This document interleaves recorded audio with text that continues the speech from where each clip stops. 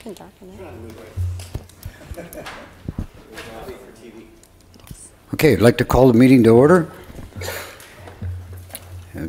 The clerk will take roll call. Commissioner Aceves? Here. Commissioner Geyer? Here. Commissioner Hartman? Here. Commissioner Lavanino? Here. Commissioner Sierra? Here. Commissioner Stark? Here. Commissioner Waterfield? Here. Commissioner Welt, Here. and Commissioner Williams.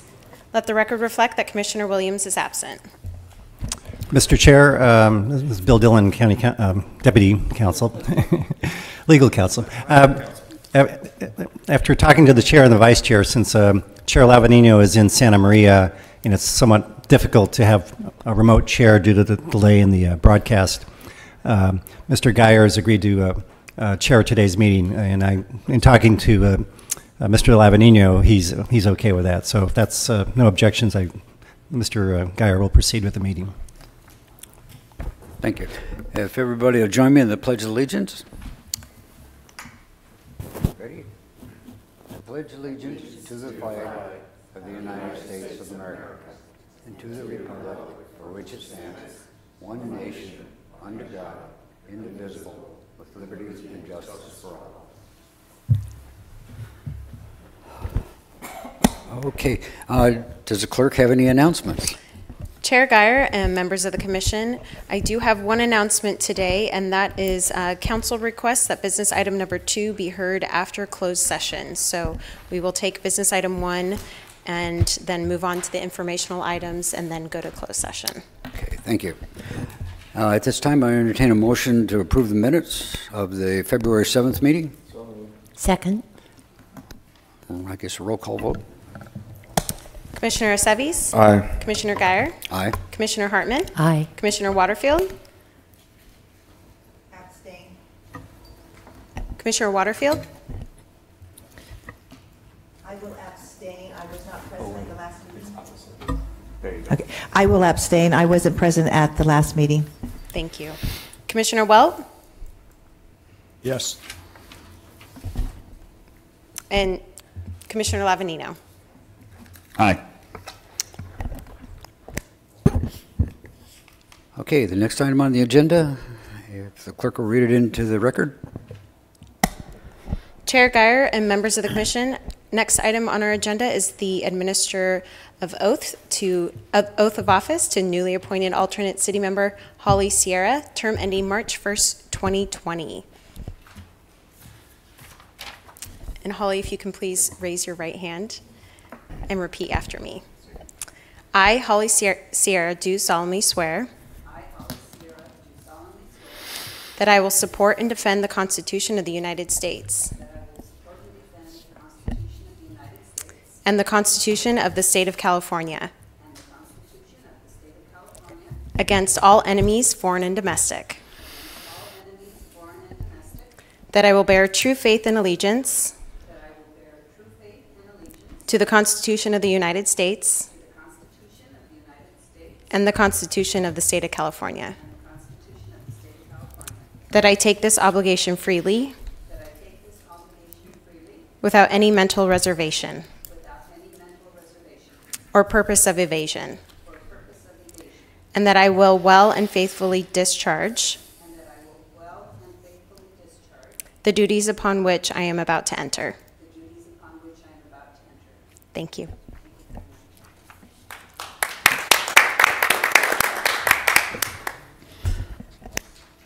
Okay, the next item on the agenda is public comment time. And do we have any speaker slips? Chair Geyer and members of the Commission, we have no request to speak on general public comment today. Okay, with that then we'll close public comment time and move on to the consent calendar. And if there's a motion to approve the consent calendar. So moved. Second.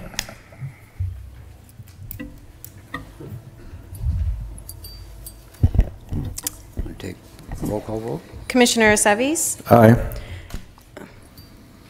Commissioner Hartman? Aye. Commissioner Lavanino? Aye. Commissioner Waterfield? Aye. Commissioner Welt? Aye. Chair Geyer? Aye. Motion passes. Okay. The next item on the agenda is business item number 1. If the clerk will read that into the record.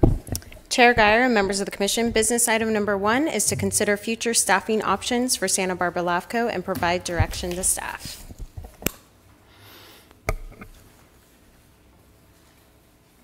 Yes, thank you, Mr. Chair. Paul Hood, LAFCO Executive Officer. I think that this is probably an appropriate time to look ahead a little bit into the future as far as LAFCO staffing options. When I replaced the previous executive officer, it was on an interim basis 6 years ago. And I'm not intending to leave anytime soon, but I think it's very good to take a look at where we're headed with the Santa Barbara Local Agency Formation Commission.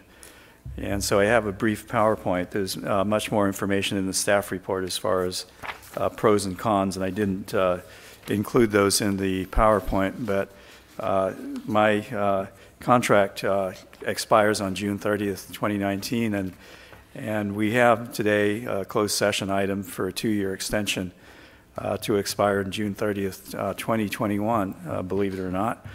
And so it's timely to look at the future staffing options and to compare Santa Barbara LAFCO with some of our neighboring LAFCOs in coastal counties.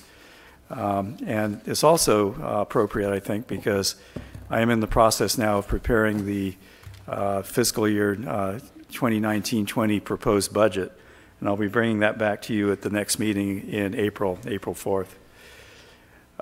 So we're looking at basically a long-term funding options for the commission and to provide direction on preparation of sphere of influence updates, municipal service reviews, and various studies that we're involved in. And all of the options I'll be presenting to you include the contract legal services that were approved last month for Mr. Dillon to continue as LAFCO counsel. So I'll go through, and this is a little small to read, but I wanted to try and get it onto one slide. So the status quo currently is that you have a contract executive officer, me, and contract between the commission and the clerk of the Board of Supervisors. We call it COB for clerk support. And this option includes funds for outside consulting work. We do have reserves in our contingency fund if we need to hire consultants, and also if we have legal action, we have additional funds in the budget to pay for any legal defenses that we may have if we're actually in litigation. So there would be a second option, and that would be the current option for the executive officer by contract, and then a part-time option for clerical support, clerk and clerical services that could be outside of the clerk of the Board of Supervisors. And it also continues to provide consulting services and updates, municipal service reviews and sphere of influence, and special studies such as a study that we're kind of involved with now in looking at our ag and open space policies. The next option would be a full-time executive officer and part-time clerical support, which would be completely, both would be completely independent of the county. Both would be direct employees of LAFCO, not contract employees. And this continues to provide services for MSRs and SOIs and special studies.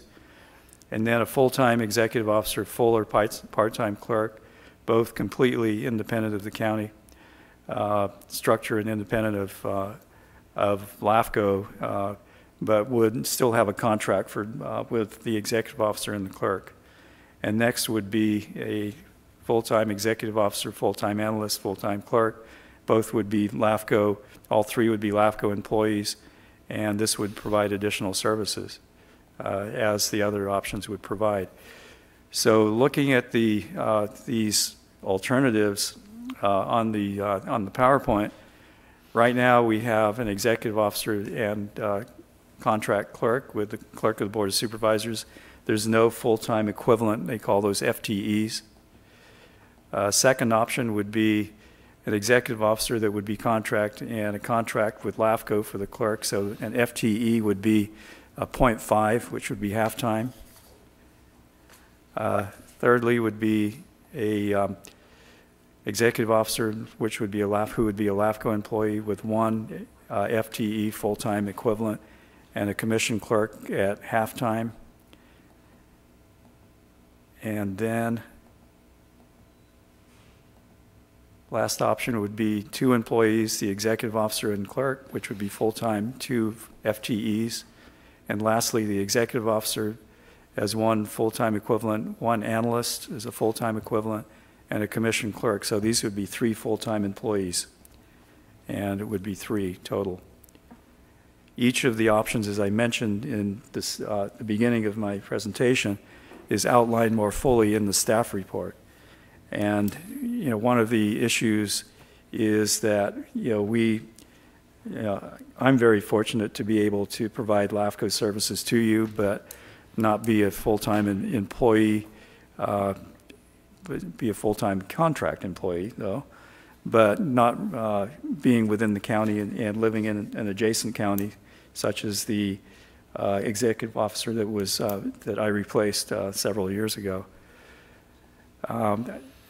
Then here's some budget comparisons. We have a budget that's about $505,000. Staff costs for contract, $235,000, and no benefits. Ventura County has a budget of $766,000. The staffing costs are $368,500. Benefits are $180,000, and this includes retirement, health benefits, vacation, sick leave, and everything that a full-time employee would have. And as a percentage of salaries, Ventura LAFCO has 48.9%, almost half of the salary cost is our benefit costs. San Luis Obispo County, LAFCO, where I worked previously, the budget is $668,090. Staff cost is $309,000, and benefits are $228,782, which are 73% of salaries. Monterey County has a little over $1 million budget, and we have about half of that. Staff costs are $546,590. Benefits $227,970 at 41.71%. And Santa Cruz, LAFCO, $759,200. Staff costs are $269,700. Benefits $146,500. 54%, which is pretty across the board, pretty much about half of what salary staff costs. I bring this up because, with the exception of Santa Barbara LAFCO, each of the county LAFCOs that I mentioned have full-time employees. They have 3 at least employees, an executive officer, an analyst or a deputy executive officer, and a clerk that are full-time. And so we would be looking, if you decided to go in that direction, at the budget being increased substantially to, in some cases, double in the case of Santa Barbara and Monterey LAFCO. And the transition that I did when we left San Luis Obispo County in 2001, I went out and found rental space, I hired employees, negotiated benefits and pension costs and that kind of thing. So the only reason I bring this up is that at some point in the conclusion, that if I decide to, I have a 2-year contract that's coming up for review, but if I decide to not renew that contract at some point, the commission would have to look at some staffing options. And there's various models that can be used based on neighboring coastal counties that would require an increase in the budget. And so I point that out, trying to be diplomatic, and that there would need to be some decisions made by the commission as to what direction you would want to go in 2 years or 3 years from now, when you'd be looking for a new, possibly executive officer. I think there are many benefits in retaining the clerk of the board for clerical support, which I am very happy with. They are very able, very deep staff-wise, and able to provide the support in mailing out agenda packets. And Jacqueline does an excellent job, Mike does an excellent job, and they're very supportive of me as the executive officer. It makes my job pretty easy, but that may not be available. Hopefully it will be available, but may not be something the commission later down the road might want to look at. So happy to answer any questions. I've actually gone over this several times in my tenure as your executive officer, 2014 and 2015, but happy to answer any questions that you might have. Do we have any public comment on this? Chair Guyer and members of the commission, we have no requests to speak on this item. I have one question to start with. On the conclusion part, are you asking for an action to bullet point number 2, or just a direction? What I'm asking for is just direction. Direction. And it could be, it could be bullet point 1, which is status quo at this point, but then just bearing in mind that there may be some other options down the road that you might want to look at. Most LAFCOs have I'm pretty much a one-person staff. Yeah. And as you know, that sometimes gets a little hard to do, but it's manageable. But if you had 2 or 3 other staff people, it might be able to get up to speed on some of these MSRs and things.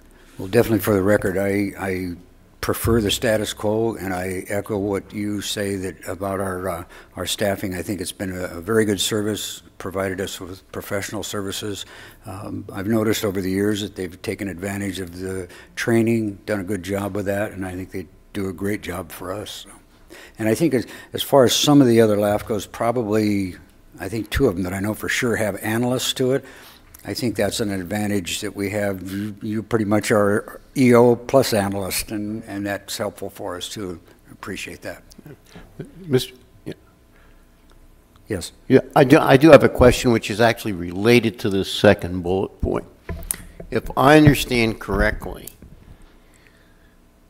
there's a flow of municipal service reviews and sphere of influence updates that occurs and you're either behind the curve or you're even with the curve. But the idea, if I understand right, is that the municipal service reviews enable you to spot the trouble points before they get out of hand.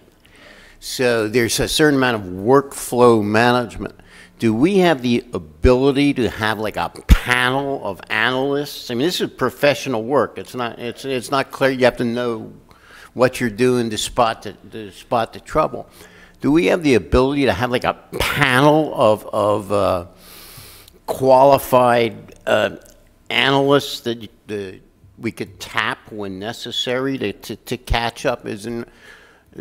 So we don't have to actually make a decision, but we could manage that a little better. Because my sense is you don't want to fall too far behind, because then you'll never catch up, and you're running a greater risk. In answer to your question, Commissioner Stark, there are many consulting firms that do this on a regular basis. So if we needed to do an in-depth study on a sphere of influence municipal service review, we could utilize some of them. And we meet these consulting firms, retired executive officers and analysts on a regular basis at our Cal LAFCO conferences and staff workshops. And we'll be, I mentioned in the agenda packet that we'll be going to a staff workshop next month. And, I always try and cultivate relationships with folks like that if we need to use them, we have consulting money that if there's a very complicated municipal service review that we need to put in place with a proposed sphere of influence amendment, that we could utilize them. And that's what we use as a basis for making decisions at LAFCO. The commissioners use the MSRs, and spheres of influence is a basis, and a lot of times it's good to have those up to date when you're looking at a city or district. We did look at all of the cities and updated our spheres of influence with very minimal changes. The city of Carpinteria had a couple of changes. City of Goleta wanted to make a couple of changes, and they decided basically not to go ahead with that. I think Commissioner Seves, you might want to mention what that situation was, but I think that their planning staff was directed not to proceed with that at this point, based on some budget priorities. So that's the one city we've not looked at, but we have looked at most of the special districts in the county and made a few changes, but mainly confirmed the existing SOIs. And we did that a couple of years ago. We still have a few left to complete, including the dependent districts like CSAs and various districts that we didn't look at that time. Commissioner Hart. Thank you, Mr. Chair. I think you may have answered part of the question. That is, if we had a consultant or we had more resources, how would that change the municipal service reviews? Would they be more in depth, or would we just be, we would have already done the special districts, or, and what advantages, other than just checking off the box that we've done this task, what advantages. And while I have the mic, I'll ask a second question. I think of the Ag Policy Review or the Greenhouse Gas White Paper. Have you ever worked with interns and or graduate students, and is there some opportunity to do that? Well, in answer to your last question, I have worked with interns, and I did not have very good experience because they were not as knowledgeable as I would have liked on some of the fine points of looking at municipal service reviews and SOIs. You know, sometimes it's better to have somebody that's not involved directly with LAFCO day-to-day operations look at sphere of influence updates, and a consulting firm definitely brings a, you know, what I hope would be a very impartial perspective when looking at various cities and so on. But I think that, you know, we can do everything that we need to do at this point unless we had a really contentious SOI sphere of influence change, which we may have coming up, that I think we can handle those in-house unless we have, you know, a number of them all at the same time. And then it, you know, it would be stretching your staff too thin. So that might be the good time to look out to get some outside help.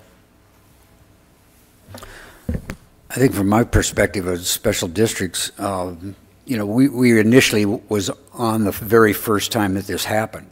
And I think your current survey that goes out asking, have you had any changes? You know, that survey really sets the foundation of it. And if somebody is going to wind up having some changes or proposed changes, then a more in-depth process is warranted.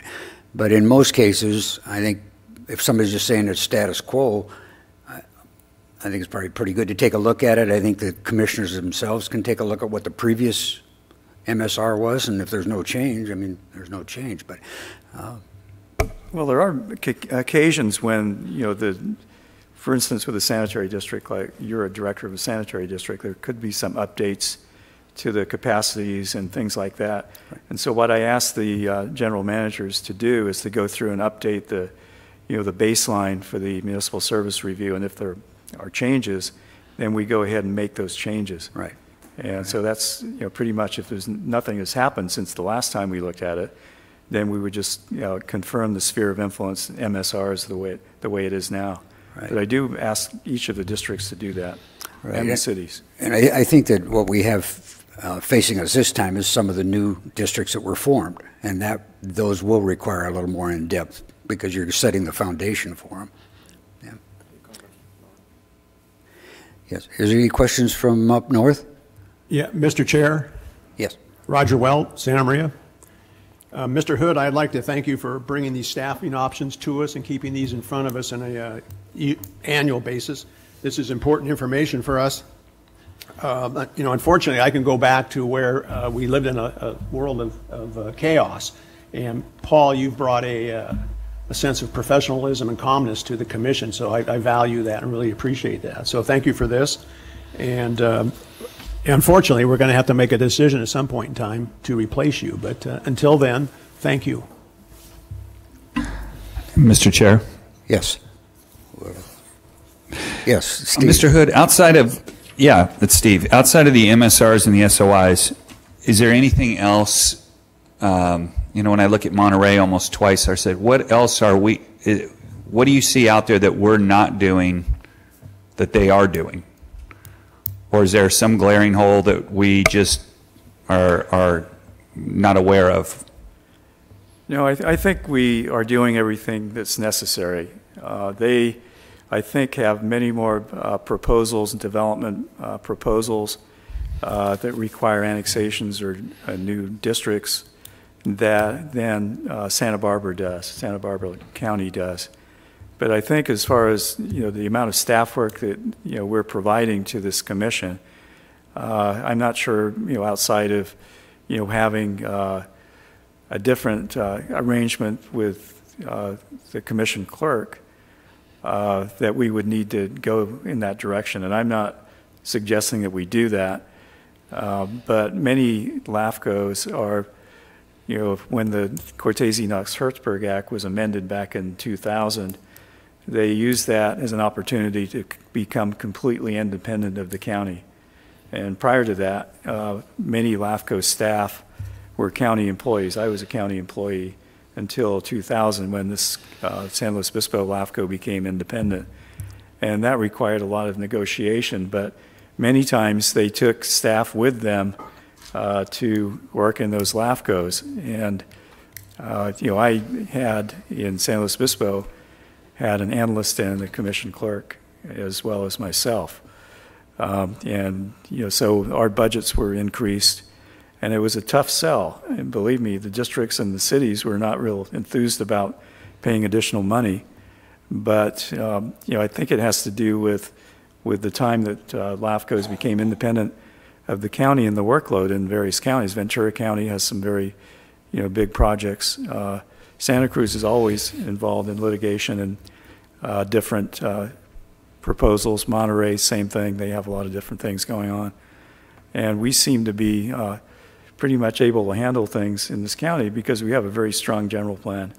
And, community plans are, adhered to and followed. So in the case of Los Olivos, we had a situation that was supported by the community plan and ended up with an independent district.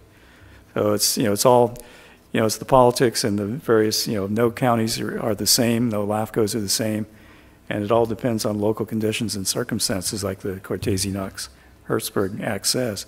Every county and every LAFCO is different. Well, I personally prefer the status quo option 1, and I guess as elected officials are wont to do, I will punt and wait until we are forced to do something different when we hire a new executive director, but I'm very happy with the way things are set up right now. Was that a motion? Well, I was going to make one, but I think it's receive the report, so I and just provide direction, but if we need one, then I would be willing to make one, but. Bill? And Mr. Chair, Etta Waterfield over here, I do echo my colleagues to the right of me comments and stay with the status quo, because what we have in our current staff right now is something that is very unique and special, and they seem to cover all the bases that we need at this time. Bill, I think it says to provide direction, so that would be on the agenda.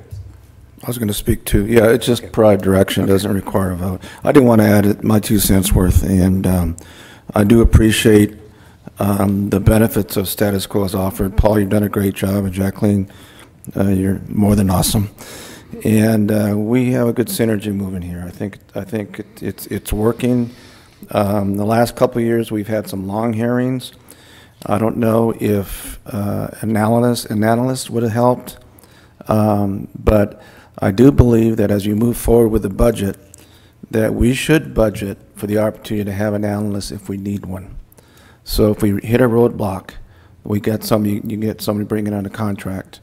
That would be my desire. We may not need it. You've done an excellent job, but if it means expediting the process with additional help, and hopefully that help comes with them paying the bills instead of us paying the bills. Exactly, cost recovery. Then I would hope you would consider that when you prepare the budget to present to the commission. And I think in our budget, our reserve account could be used for that also, can it? That's correct. We have a pretty healthy reserve right now. Yeah. We did use some of the reserves a year or so ago, but it's been replenished, so we have a healthy reserve. I don't know if that's where we want to take the money from. I think the reserve is there for a reason, and last time we took a big chunk out and we had to replace it. So I think you need to have a separate line item just for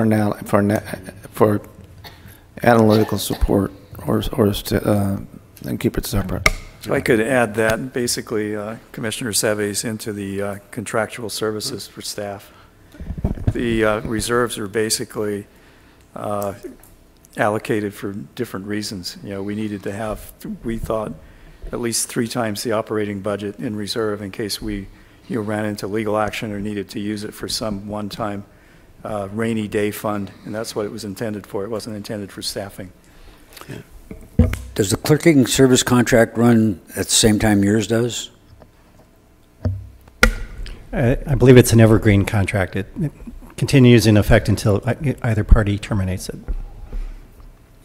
We did Yeah. They can quit anytime they want, and you could let them go anytime you want. But we were concerned about continuity, so I didn't want a situation where your clerk and your executive officer would both leave LAFCO at the same time.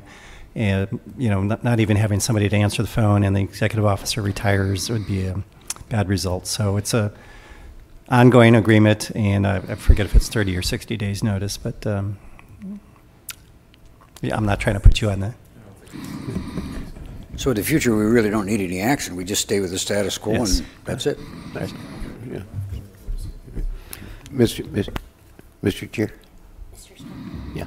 I have two thoughts. One, I should say that I agree with Mr. Aceves that you should budget for the anticipated workload, but what I think what would be most useful is figure out what work you want to do and then account for it in the budget, and then whether you want to do an employee or a consultant or something like that. It's not the critical decision. That's the regular work. And the reserve should be unanticipated emergencies that you don't plan on as opposed to your regular work. So I would agree with that. One more thought. This is, you know, old school recruiting. You recruit people like your basketball coach. You got to get anywhere. You got to talk to people. So I would suggest that before too much time elapses, people sort of informally get the word out that in a couple years or so, we might be looking for an executive director and see if you can attract somebody who's you know, really high quality, who might be interested. Do that at the staff conferences and the conventions and things like that. It's a personal business. Okay, if there's nothing else, we'll move on to information item number 1. Chair Guyer and members of the Commission, informational item number 1 is to receive and file a report on Assembly Bill 2238, Aguilar Curry, 2018, Chapter 990.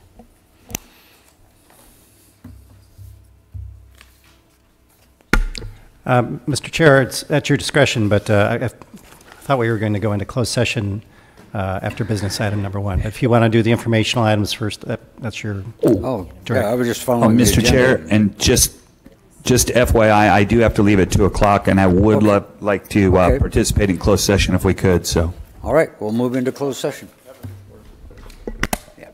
If the clerk would just read the item, Mr. Chair. Thank you.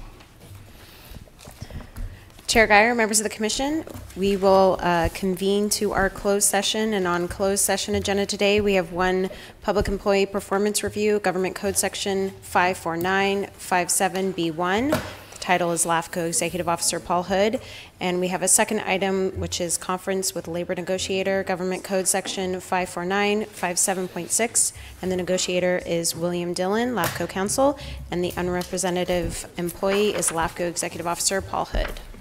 And in Santa Barbara, we'll be in the small conference room behind the desk back there. The Board of Supervisors reception. Thank you.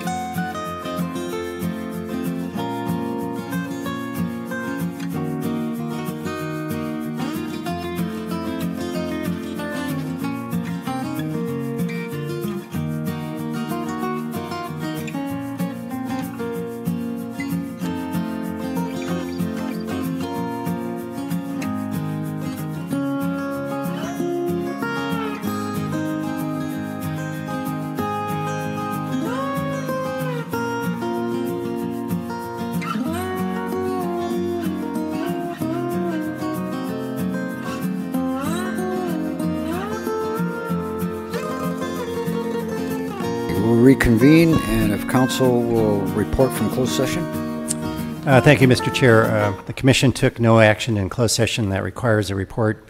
However, I've been directed to make an announcement on business item number 2, which I'll do as soon as you're ready to move on and have the clerk read that. So if we could go to business item number 2, is that okay? Okay. Chair Guyer and members of the Commission, business item number 2 is to approve and authorize the Chair to execute an agreement between LAFCO and Paul Hood for Executive Officer Services from March 3rd, 2018 through June 30th, 2021 for an amount of $13,282.34 per month, subject to CPI increases each July 1st, not to exceed 3%. So the announcement here is that after giving direction to your negotiator and me, the negotiator consulting with Mr. Hood, the Commission proposes to take this off today's agenda and have it agendized for next month, and it would be changed from a 2-year contract to a 3-year contract on essentially the same terms, including the annual CPI increase. Great. Okay, thank you. Now we'll move on to information item number 1. And maybe a motion on that. Mr. Chair. Oh, you need a motion for it? Okay. Just to bring this back in a month, Okay. April 4th. I'd move. We need a motion to approve that? Okay, I'd make the motion. Second. Okay. Thank you. Roll call vote. Commissioner Aceves? Aye. Commissioner Hartman? Commissioner Lavanino? Aye. Commissioner Waterfield? Aye. Commissioner Welt? Aye. Chair Guyer? Aye. Motion passes. And Mr. Chair, Yes. unfortunately, I have to take off. It's 2 o'clock, but I will take a look at the minutes. Thank you. Thank you. Okay, third time's a charm. Information item number 1. Chair Guyer and members of the Commission, informational item number 1 is to receive and file a report on Assembly Bill 2238, Aguilera-Curry, 2018, Chapter 990. Yes, thank you, Mr. Chairman. Paul Hood, LAFCO Executive Officer. There was some discussion of Assembly Bill 2238 at the recent UCLA Land Use Conference that was held last month. And the commissioners that attended thought it might be helpful to kind of explain one of the new criteria factors that we look at when reviewing proposals, and that we are now required when looking at annexations or any other proposal to consider the information contained in the local hazardous mitigation plan, particularly very high fire hazard zones and maps and identified lands of state area responsibilities. This is a little far from LAFCO's usual factors for looking at proposals, but it definitely, in light of the situations in and around the state, and particularly in Santa Barbara County, it's a very interesting factor that we need to look at and identify.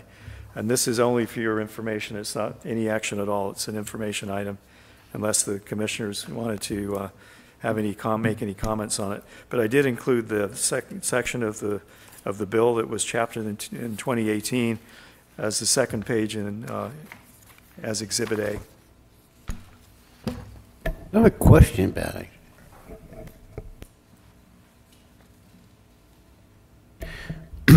Is this information publicly available?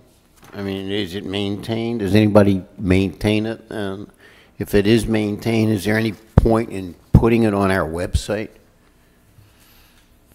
I said there's a reason why we're supposed to collect it, and I think the reason, it was mentioned at the LAFCO conference, is so that in the event of a fire or an emergency, all the information is freely available so that the emergency responders can access it. So I guess my question is the data such that it can be publicly accessed? I think it's readily available for the local plans and safety element of the general plans.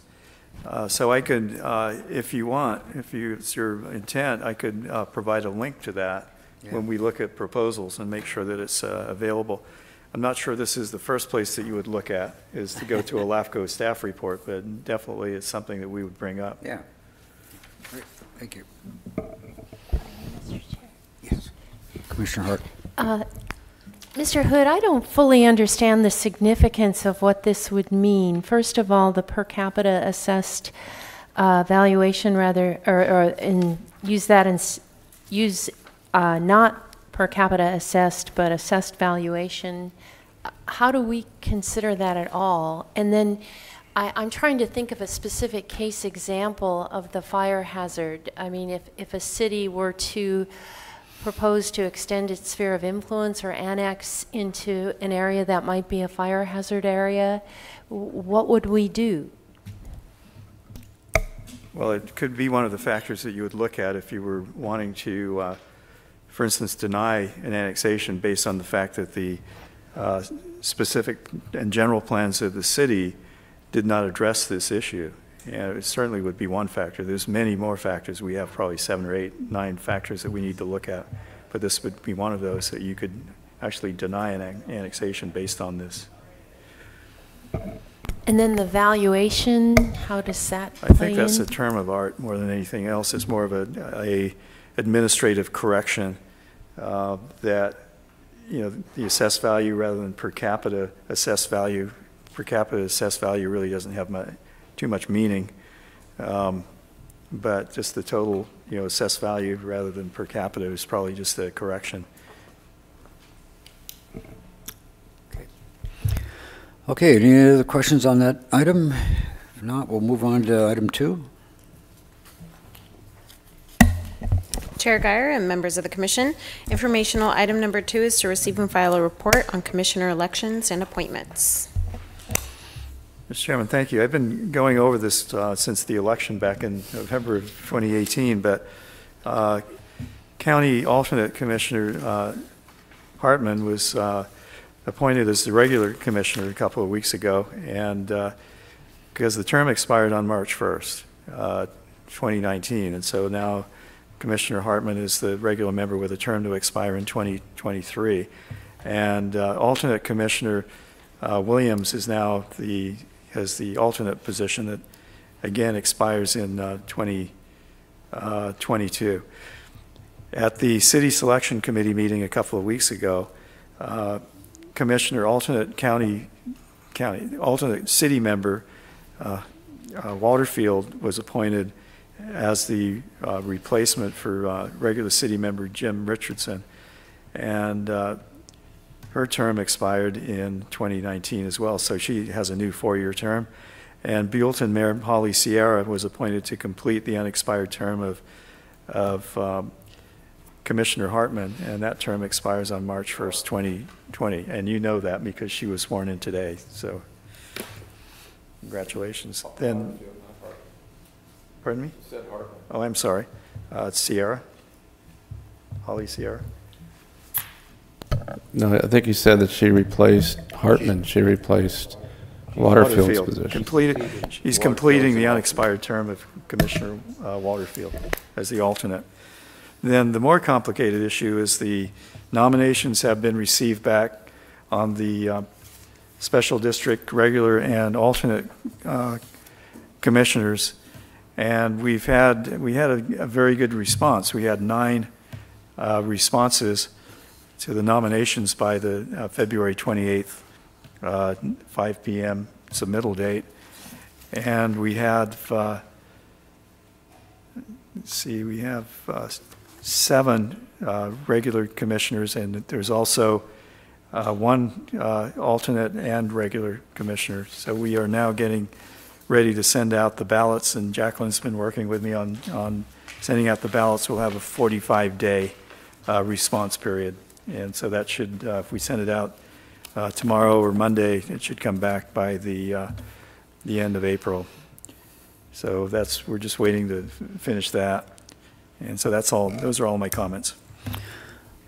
I have one comment on that one. I think there was a couple of cemetery districts that we got into the last time that only meet every other month. So we may need to go 60 days. Yeah, I think Carpinteria and 1 or 2 of them up in the valley. Okay, if there are any other questions, if not, we'll move on to item 3. Chair Guyer and members of the Commission, informational item number 3 is to receive and file a report on the 2019 Cal LAFCO staff workshop. Yes, again, thank you, Mr. Chairman. Your staff will be attending the Cal LAFCO staff workshop in April in San Jose at the Holiday Inn. So we're looking forward to that. And unfortunately, Jacqueline and Mike will not be able to make that, but Bill and I will be representing our LAFCO. And so we'll report back to you following that and hand out any relevant material that's on the program. I've been asked to sit on a panel, and I'm not sure which panel because I haven't heard from the person that's organizing it, but they asked me to be on the panel anyway, so that's good. I'm looking forward to it. And that's all I had, Mr. Chairman. Great, thank you. That leads us down to commissioner and staff announcements. Any commissioner announcements?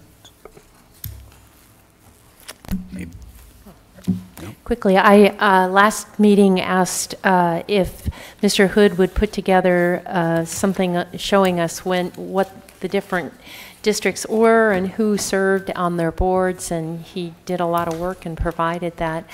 Did all board members get it, or did you just send it to me? I forget who. But it's a very valuable thing, and I thank you very much. I think I just sent it to you, and I'll send it out to all the commissioners. Great. Anybody from up north? Okay, if not, the executive. We're good. Yes. Okay. Did you have something? No? I appreciate being here. Thank you very much for allowing me to serve as an alternate, and I look forward to the next year and a half. Thank you very much. Great, thank you. Okay, executive officer comments. Mr. Chairman, members of the commission, you know that we have been working with the assessor's office on this San Antonio Basin Water District formation process. And it's a water district, the SIGMA requirements, the Groundwater Management Act. And we were having a very hard time, the assessor's office was having a hard time determining if the individuals that signed the petition were representing the landowners because of the LLCs and the different ownerships.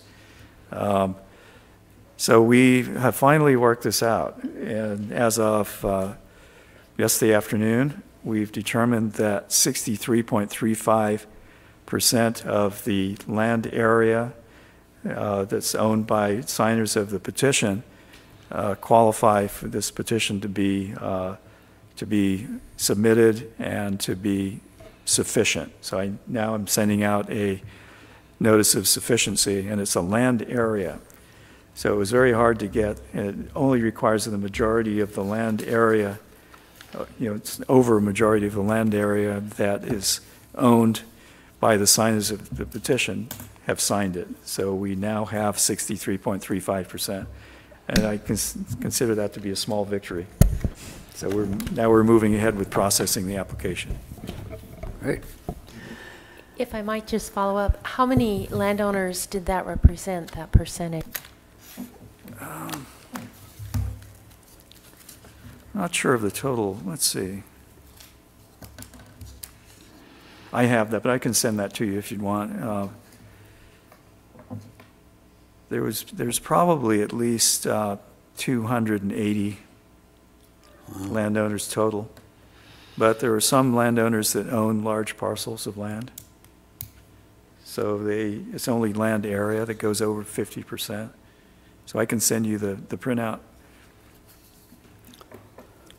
Okay, if that's it, we will adjourn to the April 4th meeting in Santa Maria. Thank you.